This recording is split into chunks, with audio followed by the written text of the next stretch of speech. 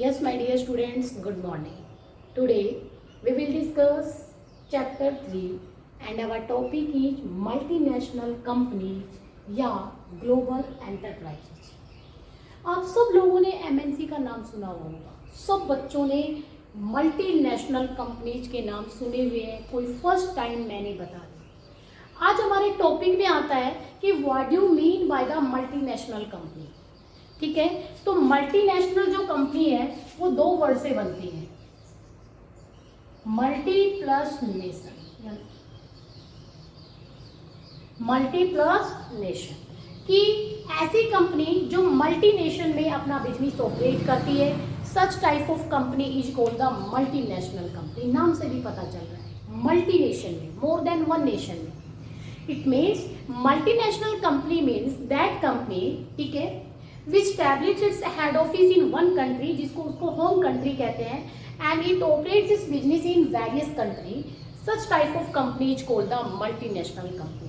या multinational company students वो company होती है जो मोर देन वन कंट्री में अपना बिजनेस ऑपरेट करती है। Such type of company is called the multinational company. Okay, for example है रिलायंस हमारी इंडिया की कंपनी है, टाटा कंसल्टेंसी है, विप्रो है, बहुत सारी हमारी एमएनसी कंपनियां होती है इंडिया की। मैं एग्जांपल दे रही हूँ, आप लोगों को भी कम से कम 5 से 7 इंडियन एमएनसी के नाम याद होने चाहिए जो इंडिया के साथ साथ वेरियस कंट्रीज में भी अपना बिजनेस ऑपरेट करती है। तो ऐसी कंपनी को क्या बोला जाता है? मल्टीनेशनल कंपनी बोला जाता है। तो आप लोगों को आई थिंक मेरे हिसाब से सभी स्टूडेंट्स को मल्टीनेशनल कंपनी का मीनिंग आ गया होगा और आता भी होगा वेरियस स्टूडेंट्स को। क्यों? क्योंकि कोई ऐसा टॉपिक नहीं है जो पहली बार आप लोग सुन रहे हो, ऐसा कोई नाम नहीं है जो मैंने ही पहली बार बताया हो। नहीं, एवरी स्टूडेंट एमएनसी का नाम पहले से सुना हुआ है। दूसरी बात, बहुत सारे बच्चों के father, mother, brother, sister, cousin, कोई भी रिलेटिव भी एमएनसी में जॉब करते हैं। वो कहते हैं ना कि मेरी कंपनी तो एमएनसी है, इट मीन्स उस कंपनी की ब्रांच किसी अनदर कंट्री में भी है, तो उस कंपनी को हम एमएनसी कंपनी बोलते हैं, मल्टीनेशनल कंपनी। उसके बाद आता है फीचर्स कि मल्टीनेशनल कंपनी की क्या क्या फीचर्स है। सबसे फर्स्ट फीचर अगर रखिए जी एंड साइज, बहुत विशाल का साइज होता है उसका, लार्ज साइज होता है। जी एंड साइज का मतलब होता है मल्टीनेशनल कंपनी के पास लार्ज एसेट्स होती है, लार्ज साइज होता है, वेरियस एम्प्लॉइज वर्क परफॉर्म करते हैं और इसकी जो असेट्स होती है वो एक डेवलपिंग कंट्री की जो जीडीपी होती है उससे भी ज्यादा हो जाती है। अगर आईबीएम का एग्जांपल हम लेते हैं तो आईबीएम कंपनी की भी जो नेट असेट्स है, ठीक है, वो एक एग्जांपल में भी आप लोगों को बता रखी है। आईबीएम कंपनी की नेट जो असेट्स है वो $8 बिलियन से भी ज्यादा है। इट मीन्स एक जो डेवलपिंग कंट्रीज होती है उसकी जो जीडीपी होती है उससे भी इसकी असेट्स ज्यादा हो जाती है क्योंकि इसका साइज बहुत लार्ज होता है। तो फर्स्ट जो फीचर आया वो यही फीचर है कि जो मल्टीनेशनल कंपनी होती है वो बहुत लार्ज साइज की होती है, उसके पास लार्ज एसेट्स होती है, लार्ज रिसोर्सेज होते हैं और वेरियस एम्प्लॉइज क्या करते हैं? वर्क परफॉर्म करते हैं। सो ये बहुत ज़्यादा लार्ज साइज की फॉर्म में होती है, ठीक है, इसके पास प्रॉपर्टी भी, वेल्थ भी ज़्यादा होती है। सेकेंड, इंटरनेशनल ऑपरेशन, नाम से ही पता चल रही है कि मल्टीनेशनल कंपनी इंटरनेशनल लेवल पे अपना बिजनेस ऑपरेट करती है।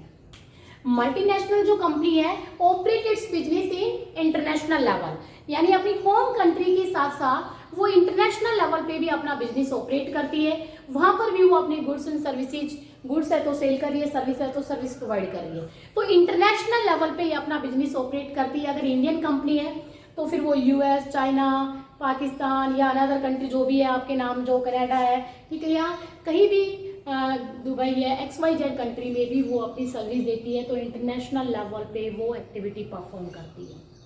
थर्ड, प्रोफेशनल मैनेजमेंट, कहते हैं कि जो एमएनसी कंपनियां होती है उस एमएनसी कंपनियों का मैनेजमेंट एक्सपर्ट और professional experts, board of directors करते हैं। वो बोर्ड ऑफ डायरेक्टर्स जो होते हैं वो एक्सपर्ट पर्सन होते हैं, वो अपने फील्ड के बहुत नॉलेजेबल बंदे होते हैं, उनके पास स्किल होता है बेटर मैनेजमेंट करने के लिए। और कंपनी ऐसे प्रोफेशनल एक्सपर्ट्स को ही हायर करती है अपनी कंपनी का मैनेजमेंट करने के लिए। क्यों? कंपनी के पास रिसोर्सेज की कोई कमी नहीं होती, अच्छी सैलरी, अच्छा पैकेज उन लोगों को अवेलेबल कराती है ताकि वो बहुत और इफिशियंट अच्छा सा मैनेजमेंट कंपनी को करे और कंपनी फ्यूचर में मोर एंड मोर ग्रोथ करे। क्योंकि आपने लोगों ने देखा होगा सोल प्रोप्राइटरशिप में ओनर खुद ही मैनेजमेंट कर लेता है, बाहर से एक्सपर्ट्स को हायर नहीं करता है क्योंकि उनको सैलरी देनी पड़ती है, इसलिए बाहर से एक्सपर्ट हायर करते हैं। वो प्रोफेशनली क्वालिफाइड, इंटेलिजेंट और स्किल वाले बंदे होते हैं और उनको कंपनी लार्ज सैलरी देती है। तो इफेक्टिव मैनेजमेंट यहाँ होता है। सेंट्रलाइज कंट्रोल होता है। वैसे तो मल्टीनेशनल कंपनी वेरियस कंट्री में अपनी ब्रांच ओपन करती है, लेकिन इसका हेड ऑफिस जो होता है वो अपनी होम कंट्री में होता है, वहीं से ये रजिस्टर्ड होती है। और इसकी जो भी पॉलिसीज, रूल्स, रेगुलेशन, सिस्टम काम करने का बनता है वो हेड ऑफिस से बनता है, और सभी इसकी जितनी भी जिस कंट्री में भी इसकी ब्रांच है सभी ब्रांचों में सर्कुलेट हो जाता है। तो इट मीन्स जो कंट्रोलिंग पावर है वो तो सेंटर के पास ही होती है, हेड ऑफिस के पास, जो इसकी होम कंट्री में सिचुएटेड होता है। ठीक है। और कहते हैं जो भी नॉर्म्स होते हैं, रूल्स, रेगुलेशन होते हैं, वो हेड ऑफिस से इशू होते हैं और बाकी सभी ब्रांचेज उसको क्या करती है, फॉलो करती है। तो सेंट्रलाइज कंट्रोलिंग पावर होती है। सभी ब्रांचों के पास कंट्रोलिंग पावर नहीं होती है। कंट्रोलिंग पावर तो एक ही ब्रांच जो हेड ऑफिस होता है, जो इसकी होम कंट्री में होता है, उसी के पास कंट्रोलिंग पावर है। उसके बाद ओलिगोपोलिस्टिक पावर्स। बेटा ओलिगोपोली एक मार्केट होता है, इकोनॉमिक्स में आएगा, आप लोग जब 12th में होंगे, या हो सकता है 11th में भी माइक्रो इकोनॉमिक्स में, क्योंकि अभी तो सिलेबस चेंज कर दिया है। ओलिगोपोली एक मार्केट है। Oligopoly market is that market in which few sellers होते हैं, फ्यू पर्सन ही होते हैं, फ्यू सेलर्स, फ्यू बायर्स ही होते हैं, उस मार्केट को ओलिगोपोली मार्केट कहा जाता है।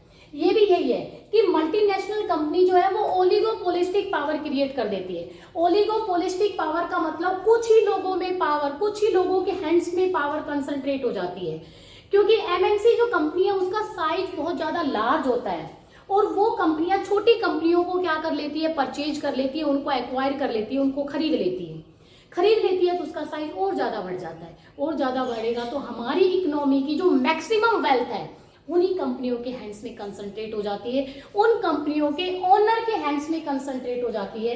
तो इससे वो मोनोपोली पावर क्रिएट कर देते हैं हमारी इकोनॉमी में, जो एक अच्छी सिचुएशन नहीं है, क्योंकि वेल्थ जो है, प्रॉपर्टी है, जो पैसा है, वो सबके पास होना चाहिए।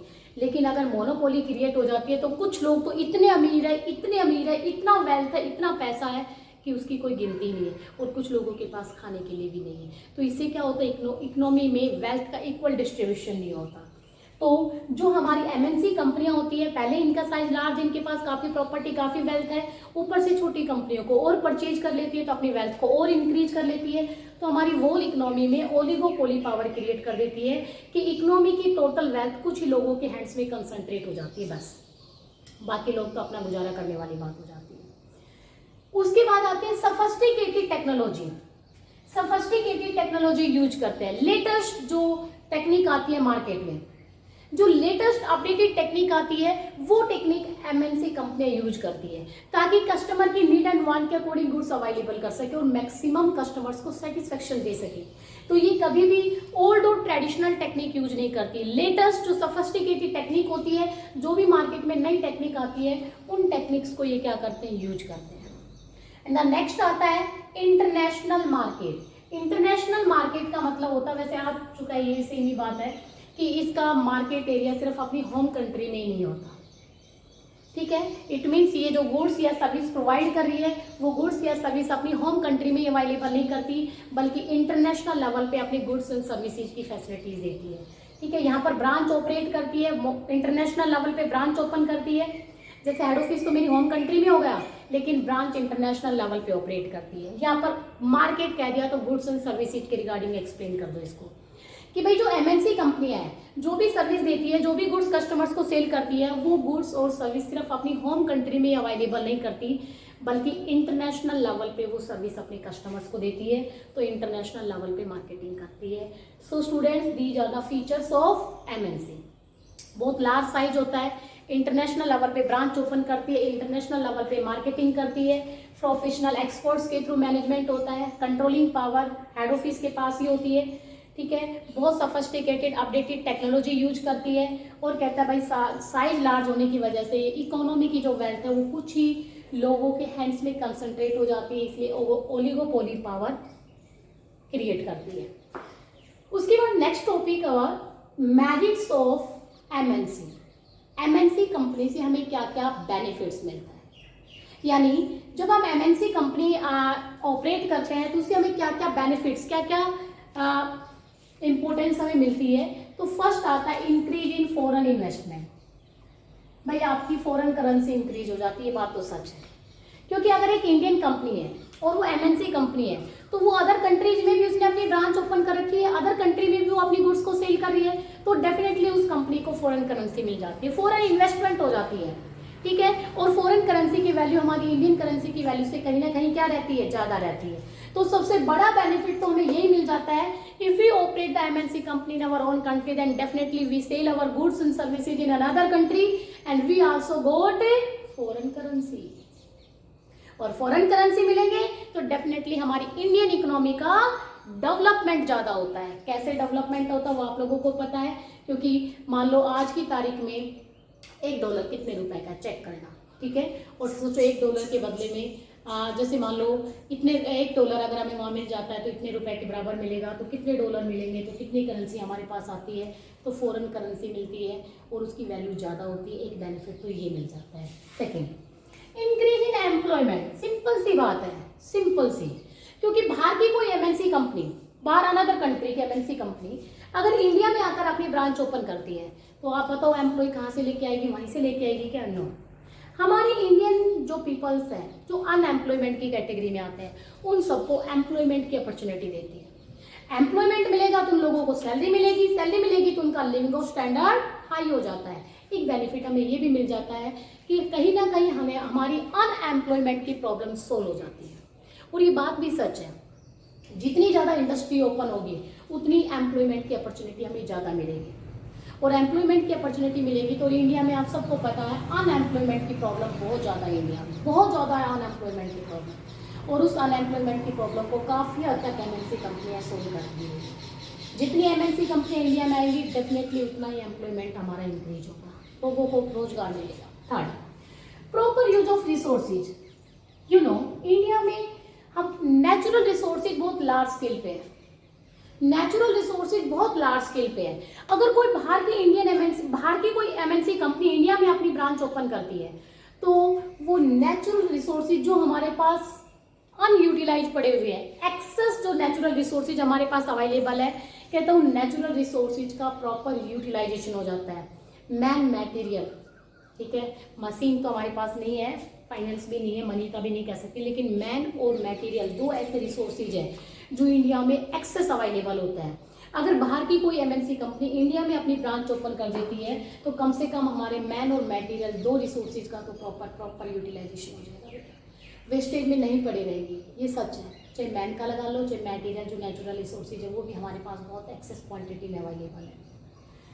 टेक्निकल डेवलपमेंट, भाई टेक्निकल कंपटीशन भी बढ़ेगा। अगर बाहर से कोई एमएनसी कंपनी आएगी तो डेफिनेटली वो लेटेस्ट टेक्निक लेके आएगी, जो अपडेटेड टेक्निक होती है वो टेक्निक वो क्या करेगी, यूज करेगी उसका प्रोडक्शन करने के लिए। इससे क्या होता है, हमारी इंडियन कंपनियां भी कंपटीशन में आ जाती है, वो भी उसी टाइप की टेक्निक यूज करना चाहेंगे। इससे कहीं ना कहीं हमारे इंडियन जो कंट्री है उसमें टेक्नोलॉजी का डेवलपमेंट होगा, अच्छी टेक्निक इंडियन कंट्रीज को मिलेगी। क्यों, देखो एक सिंपल सी बात है, कोई एमएनसी कंपनी बाहर की आई, कोई लेटेस्ट टेक्निक लेके आएगी, ऑब्वियस बात है। फिर हमारे इंडियन वाले सोचेंगे यार इसकी तो बड़ी अच्छी टेक्निक है, हम भी क्यों ना ऐसी टेक्निक यूज करें। अब वो भी उस टेक्निक को या तो हायर करेंगे या जनरेट करेंगे, R&D डिपार्टमेंट पर ज़्यादा एक्सपेंस करेंगे, रिसर्च एंड डेवलपमेंट पर, और वैसी टेक्निक डेवलप करेंगे। तो सोचो उसके आने की वजह से कहीं ना कहीं हमें अच्छी टेक्नोलॉजी मिल रही है, तो टेक्नोलॉजी का डेवलपमेंट इंडियन इकोनॉमी को मिल जाता है। और आप लोगों को पता है कंपटीशन ऐसी चीज़ है जो नई नई चीज़ें डिस्कवर करवाती है। जैसे क्लास में एक अच्छा बच्चा है, बहुत इंटेलिजेंट है, और दूसरा बच्चा जो पहले से था वो भी इंटेलिजेंट था, लेकिन नया बच्चा बाहर के आने से उस नए पुराने वाले बच्चे में भी कंपटीशन की स्किल्स उसके अंदर आ जाती है, वो भी कुछ डिफरेंट करना चाहता है। तो ऐसे ही बाहर से एमएनसी कंपनी आएगी, अच्छी लेटेस्ट टेक्नोलॉजी लेकर आएगी। इसे इंडियन कंपनियां भी उस टेक्नोलॉजी को अडॉप्ट करने के लिए कुछ नई टेक्निक डेवलप करेगी या उसी टेक्निक को इम्पोर्ट करेगी, तो इससे इंडियन इकोनॉमी में टेक्निकल डेवलपमेंट हो जाता है। End of local monopoly. End of local monopoly का मतलब होता है कि भाई अगर किसी लोकल कंपनी ने, इंडिया की किसी कंपनी ने मोनोपोली क्रिएट कर रखी है हमारी इंडियन इकोनॉमी में, वो कंपनी जो गुड्स बना रही है वो गुड्स कोई अदर कंपनी बना ही नहीं रही है और उसने मोनोपोली क्रिएट कर रखी है और अपनी गुड्स एंड सर्विसेज के बहुत लार्ज प्राइस, बहुत हाई प्राइस कस्टमर से क्या कर रही है, चार्ज कर रही है। बट अगर कोई बाहर की एमएनसी कंपनी आ जाती है और सेम सर्विस सेम टाइप के गुड्स कस्टमर्स को अवेलेबल करने लग जाती है, तो कहीं ना कहीं उस इंडियन कंपनी की मोनोपोली ऑटोमेटिक रिड्यूस हो जाती है, कम हो जाती है, खत्म हो जाती है। तो लोकल मोनोपोली का भी एंड हो जाता है एमएनसी कंपनी। और ये बात सच भी है। मान लो हमारी इंडियन की कोई लार्ज स्केल की कंपनी है, उसके बराबर इंडिया की कोई कंपनी नहीं है, वो कंपनी जो गुड्स बना रही है वो कस्टमर्स को अवेलेबल कर रही है, तो उसने क्या कर रखा है, पूरे इंडियन मार्केट में मोनोपोली क्रिएट कर रखी है, बहुत एक्सेस प्राइस भी वो चार्ज कस्टमर से कर रही है। लेकिन अचानक सेम गुड्स को प्रोड्यूस करने वाली एक बाहर से एमएनसी कंपनियां इंडिया में एंटर कर जाती है, वो भी सेम टाइप की गुड्स कस्टमर्स को देने स्टार्ट कर देती है। तो कस्टमर्स कहाँ शिफ्ट होंगे, एमएनसी पे शिफ्ट होंगे, एमएनसी पे शिफ्ट होंगे, तो उसकी मोनोपोली अपने आप एंड हो जाती है। उसके बाद आता है इंक्रीज इन एक्सपोर्ट। देखो एमएनसी कंपनी से कहीं ना कहीं हमारा एक्सपोर्ट इंक्रीज हो जाता है। जो हमारे इंडियन बिजनेसमैन है, जो सिर्फ इंडियन मार्केट में गुड्स सेल करते थे, अब वो बाहर भी अपने गुड्स को सेल करना स्टार्ट कर देंगे, वो भी अपने बिजनेस को इंटरनेशनल लेवल पे ऑपरेट करना स्टार्ट करेंगे। तो इससे हमारा एक्सपोर्ट क्या होगा, इंक्रीज होगा। एक्सपोर्ट इंक्रीज होगा तो बेटा आप लोगों को फॉरेन करेंसी भी मिलेगी। तो ये थी आपकी merits of MNC. Again repeat भाई, फॉरेन, क्योंकि अगर फॉरेन कंट्री में गुड्स को सेल करोगे तो फॉरेन करेंसी रिसीव होगी, फर्स्ट बैक एम्प्लॉयमेंट मिलेगा। अगर इंडिया में वो बिजनेस ऑपरेट करेंगे तो यहाँ के लोगों को एम्प्लॉयमेंट की फैसिलिटी, जो रिसोर्सेज आपके अनयूटिलाइज पड़े हुए हैं उनका प्रॉपर यूटिलाइजेशन होना भी स्टार्ट हो जाता है। अच्छी टेक्निक इंडिया में अवेलेबल होगी, लेटेस्ट टेक्निक, ठीक है, तो टेक्निकल फील्ड में भी इंडिया डेवलप हो जाएगा। अगर किसी लोकल कंपनी ने इंडिया में मोनोपोली क्रिएट कर रखी है तो एमएनसी कंपनी के आने से उसकी मोनोपोली ऑटोमेटिक क्या हो जाती है, खत्म हो जाती है। और कहता है जो हमारे लोकल बिजनेसमैन होते हैं जो इंडिया में गुड्स सेल कर रहे थे वो भी अब बाहर गुड्स को सेल करना स्टार्ट कर देते हैं, इससे एक्सपोर्ट इंक्रीज होता है। उसके बाद नेक्स्ट टॉपिक आता है demerits of MNC. MNC company से हमें क्या क्या प्रॉब्लम फेस करनी पड़ती है। कहते हैं जब कोई बाहर की एमएनसी कंपनियां इंडिया में एंटर करती है तो आप लोग क्या क्या प्रॉब्लम फेस करोगे। तो फर्स्ट जो आपकी प्रॉब्लम आती है, danger of domestic industries. It means a MNC company is also, when a MNC company enter in Indian market then definitely our domestic industry के सामने एक डेंजर क्रिएट हो जाता है, क्योंकि एमएनसी लेटेस्ट टेक्निक लेकर आएगी, अच्छी क्वालिटी की गुड्स कस्टमर्स को रीजनेबल प्राइस पे अवेलेबल करेगी। तो जो हमारी डोमेस्टिक इंडस्ट्रीज थी उनके पास वो लेटेस्ट टेक्निक नहीं है, ठीक है, वो लेबर इंटेंसिव टेक्नोलॉजी को यूज करके गुड्स बना रहे हैं, तो और डेफिनेटली उनकी गुड्स की डिमांड मार्केट में क्या हो जाती है, कम हो जाती है। और जैसे ही उनकी गुड्स की डिमांड मार्केट में कम होगी तो उनके सामने एक डेंजर क्रिएट हो जाता है अपने आप को मार्केट में एग्जिस्ट रखने का, सर्वाइव करने का, कि कैसे सर्वाइव करे। उनके पास इतने लार्ज रिसोर्सेज नहीं होते कि वो इतनी अच्छी टेक्नोलॉजी को क्या करे, अडॉप्ट कर सके। तो एमएनसी कंपनियों के इंडिया में एंटर करने का सबसे बड़ा डीमेरिट हमारी जो लोकल इंडस्ट्रीज होती है उनको पड़ता है, क्योंकि उनकी गुड्स की डिमांड कम हो जाती है। क्यों? क्योंकि जिस टेक्नोलॉजी को यूज करके वो गुड्स बना रही है उस टेक्निक को लोग लाइक नहीं करते। एमएनसी कंपनियां लेटेस्ट टेक्निक लेके आती हैं, ठीक है, तो लोग उनकी गुड्स की डिमांड क्या करते हैं, ज़्यादा। तो जो हमारी डोमेस्टिक इंडस्ट्रीज हैं उनके सर्वाइव करने के लिए भी एक डेंजर उनके सामने क्रिएट हो जाता है कि you how to survive in the market, कैसे सर्वाइव करें। लैक ऑफ रिसोर्सेज है, लैक ऑफ टेक्नोलॉजी है, तो एक रिस्क उनके सामने सबसे बड़ा ये आ जाता है। आगे नेक्स्ट है रीपैट्रिएशन ऑफ प्रॉफिट। रीपैट्रिएशन ऑफ प्रॉफिट का मतलब होता है कि एमएनसी कंपनी अपनी ब्रांच स्टैब्लिश तो इंडिया में करती है, गुड्स इंडिया में सेल कर रही है और प्रॉफिट भी इंडियन मार्केट से ही अर्न कर रही है, बट उस प्रॉफिट को इंडियन इकोनॉमी में इन्वेस्ट ना करके अपनी होम कंट्री में उस प्रॉफिट को इन्वेस्ट करती है। इससे हमारी इंडियन इकोनॉमी का डेवलपमेंट नहीं हो पाता। एक सबसे बड़ी प्रॉब्लम एमएनसी से हमें ये फेस करने को मिलती है। यानी प्रॉफिट का जो इन्वेस्टमेंट होता है, यानी जैसे मान लो ब्रांच इंडिया में ओपन की, गुड्स यहाँ सेल कर रहे हैं, प्रॉफिट यहाँ से अर्न कमा रहे हैं, लेकिन उस प्रॉफिट को इंडियन इकोनॉमी में इन्वेस्ट ना करके, ठीक है, बाहर की किसी कंपनी या अपनी होम कंट्री में जाके उस प्रॉफिट को इन्वेस्ट करते हैं, तो इससे भी हमारी इंडियन इकोनॉमी बहुत ज़्यादा डेवलप नहीं हो पाती। थर्ड आता है इंटरवेंशन इन लोकल पॉलिटिक्स। क्योंकि एमएनसी का साइज काफ़ी लार्ज होता है, आप लोगों को भी पता है। एमएनसी कंपनियां जो हमारी पॉलिटिकल पार्टीज होती है उनको डोनेशन देती हैं इलेक्शन के टाइम पे, और डोनेशन देती है तो पॉलिटिकल पार्टी को भी खुश हो जाती है कि हाँ ये कंपनी हमें अच्छा डोनेशन दे रही है, इससे हमारा इलेक्शन लड़ा जा रहा है, पैसा आ रहा है हमारे पास। और जैसे ही वो पार्टी पावर में आ जाती है तो ऑब्वियस बात, अपने पैसा अपने डोनेशन का तो कीमत वसूल करेंगे ये लोग। तो फिर एमएनसी कंपनी उस पॉलिटिकल पार्टी को प्रेशर देकर पॉलिसीज अपने फेवर में करवाने की भी कोशिश करती है। इट मीन्स हमारी पॉलिटिक्स में भी एमएनसी का इंटरफेरेंस रहता है, और ये सच भी है। क्यों? क्योंकि जब भी इलेक्शन होता है, आप लोगों को पता है, बहुत सारा पैसा यूज होता है, अननेसेसरी एक्सपेंस यूज करती है पॉलिटिकल पार्टी। कहाँ से आता है सारा इतना पैसा? जो बड़ी बड़ी एमएनसी कंपनियां होती है डोनेशन की फॉर्म में देती है, टैक्स में भी उनको रिडक्शन मिल जाती है इससे। लेकिन जैसे ही वो पॉलिटिकल पार्टी पावर में आती है तो ऑब्वियस बात है वो प्रेशर में देगी एमएनसी कंपनियां कि ये पॉलिसी जैसे बनाओ, ये फेवर में बनाओ, इससे हमें बेनिफिट होने के चांसेस ज़्यादा, बेनिफिट होगा उसका कुछ पार्ट हम आपको भी दे देंगे। तो कहीं ना कहीं एमएनसी कंपनियों का हमारी पॉलिटिक्स में भी इंटरफेरेंस क्या रहता है? ज़्यादा रहता है। Next, exploitation of natural resources. You know, हमारी इंडियन इकोनॉमी में नेचुरल रिसोर्सेज बहुत ज़्यादा यानी एक्सेस क्वांटिटी में अवेलेबल है। एमएनसी कंपनियां जैसे इंडियन मार्केट में एंट्री करती है तो वो उन नेचुरल रिसोर्सेज का बहुत अननेसेसरी यानी बहुत एक्सप्लॉयटेशन करती है, यानी बहुत बेतरतीब तरीके से उनको यूज करती है। रिसोर्सेज का प्रॉपर यूटिलाइजेशन ना करके और वो उनको वेस्टेज ज़्यादा करती है, यूटिलाइजेशन कम लेती है, इससे हमारे नेचुरल रिसोर्सेज का एक्सप्लॉयटेशन हो जाता है। फॉर एग्जाम्पल, कोई इंडियन एमएनसी कोई बाहर की एमएनसी कंपनी इंडियन मार्केट में आती है, सबसे पहले वो मैन और मटेरियल को यूज करती है। मैन यहाँ पर एक्सेस अवेलेबल है, काम तो पूरा लेती है लेकिन सैलरी कम देती है, तो हमारे मैन रिसोर्सेज का एक्सप्लॉयटेशन होता है। जो हायर पोस्ट होती है टॉप मिडल लेवल की, वो तो अपनी होम कंट्री से ही क्या कर लेती है, फिल कर लेती है, लेकिन नीचे की लोअर लेवल की वर्कर्स की जो रिक्वायरमेंट होती है वो हमारी इंडियन मार्केट से वो क्या करती है, फुलफिल करती है, प्रॉपर उनसे वर्क परफॉर्म कराती है, लेकिन उनको सैलरी क्या दी जाती है, कम दी जाती है। इससे हमारे मैन पावर जो मैन रिसोर्सेज है उसका एक्सप्लॉयटेशन होता है। सेम हमारे नेचुरल रिसोर्सेज के साथ है, वो हमारे नेचुरल रिसोर्सेज को भी प्रॉपर यूज ना करके एक्सेस यूज करती है, कुछ यूज करती है, वेस्टेज करती है, एनवायरनमेंट को पॉल्यूटेड करती है। ये सारी प्रॉब्लम भी एमएनसी क्या करती है, क्रिएट कर रही है। तो हमारे नेचुरल रिसोर्सेज का भी वेस्टेज ज़्यादा करती है, क्योंकि खुद तो पता नहीं है कि नेचुरल रिसोर्सेज का कैसे प्रॉपर यूटिलाइजेशन किया जाए। ठीक है, उसको तो फ्री में मिल रहा है, तो बहुत एक्सेस तरीके से, बहुत बेतरतीब तरीके से उनको यूज करती है, एक्सप्लॉयटेशन बहुत ज़्यादा होता है। No benefit to poor people. MNC company produce only those goods which are demanded by the rich people.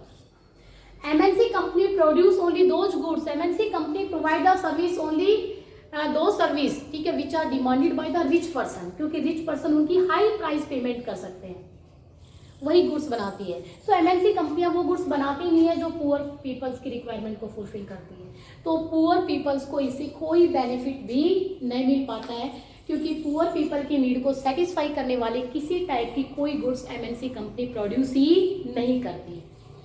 So class, ये थी आपकी डीमेरिट्स ऑफ एमएनसी। ठीक है भाई, अगर कोई बाहर से एमएनसी कंपनी आएगी, लेटेस्ट टेक्निक लेके आएगी, तो ऑब्वियस बात है आपकी डोमेस्टिक इंडस्ट्री के सामने डेंजर क्रिएट हो जाता है अपने आप को सर्वाइव करने का। उसकी गुड्स की मार्केट में डिमांड डिक्रीज हो जाती है, तो रिस्क उसके सामने ही आ जाता है। रीपैट्रिएशन ऑफ प्रॉफिट का मतलब होता है कि प्रॉफिट हमारी कंट्री में अर्न करती है, लेकिन उसका इन्वेस्टमेंट अपनी होम कंट्री में करती है, इससे हमारी इंडियन इकोनॉमी का डेवलपमेंट नहीं हो पाता है। लोकल पॉलिटिक्स में भी उसका इंटरफेरेंस बढ़ जाता है, क्योंकि इलेक्शन के टाइम में डोनेशन देती है, बाद में पॉलिसीज अपने फेवर में करा देती है पॉलिटिकल पार्टी को प्रेशर देके। नेचुरल रिसोर्सेज का अननेसेसरी यूज करती है, एक्सप्लॉयटेशन ज़्यादा होता है, प्रॉपर यूटिलाइजेशन नहीं होता, क्योंकि कोई पेमेंट नहीं करनी पड़ रही। और कहता है वही गुड्स बनाते हैं जो रिच पर्सन डिमांड करते हैं, इसलिए पुअर पीपल्स को इससे कोई भी एक्स्ट्रा बेनिफिट रिसीव नहीं हो पाता है। सो क्लास, ये थी आपकी डीमेरिट्स ऑफ एमएनसी। ठीक है, एमएनसी कंपनी का मीनिंग, मैंने आज आपको एमएनसी कंपनी का कंप्लीट टॉपिक आप लोगों को कराया है। एमएनसी कंपनी का मीनिंग, उसके बाद उसके एग्जांपल्स, कोई भी 5 से 7 इंडियन एमएनसी आप लोगों को अच्छे से पता होनी चाहिए। देन उसकी features, merits and demerits. Okay students, I hope you understand all these topics. If you have any doubt, then please send message. Definitely I will solve your all doubts. Thank you students. Have a nice day.